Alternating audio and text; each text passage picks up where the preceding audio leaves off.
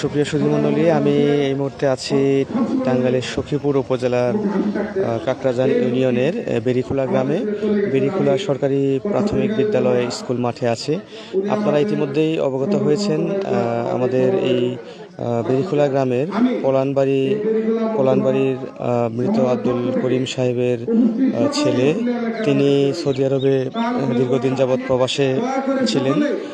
তিনি সৌদি আরবে সড়ক দুর্ঘটনায় নিহত হয়েছেন। গতকালকে সৌদি আরব এয়ারলাইন্সের একটি বিমানে তার মরদেহ বাংলাদেশে আসে এবং নিহতের স্বজনরা, নিহতের পরিবার সেখানে গিয়ে তার লাশটি গ্রহণ করেছেন।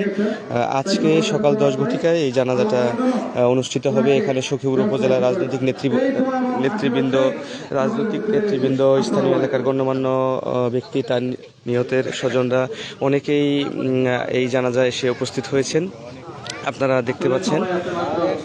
তো এটি একটি হৃদয় বিদারক এবং মর্মান্তিক ঘটনা, কারণ প্রবাসে এইভাবে একটি মানুষ সড়ক দুর্ঘটনায় নিহত হয়েছে। তার পরিবারকে এই সুখ সইবার তৌফিক আল্লাহ পাক দান করুক। আপনারা দেখছেন যে ইতিমধ্যেই বৃষ্টিও নেমে গিয়েছে।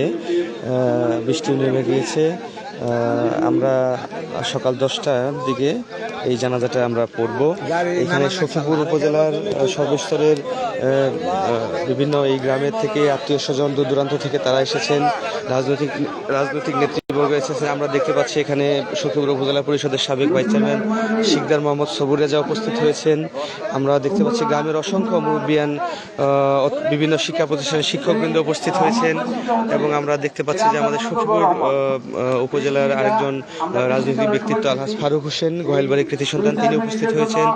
বিভিন্ন স্কুলের শিক্ষকবৃন্দ উপস্থিত হয়েছেন, স্থানীয় এলাকার গণ্যমান্য ব্যক্তিবর্গ উপস্থিত হয়েছেন। আমরা 10 ঘটিকায় এই জানাজাটা আমরা করব, দেখতে পাচ্ছেন।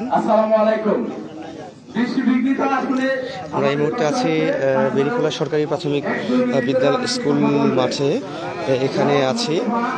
আপনারা সকলেই নিহতের পরিবারের জন্য দোয়া করবেন, যাতে আল্লাহ পাক এই সুখ সইবার তৌফিক দান করেন।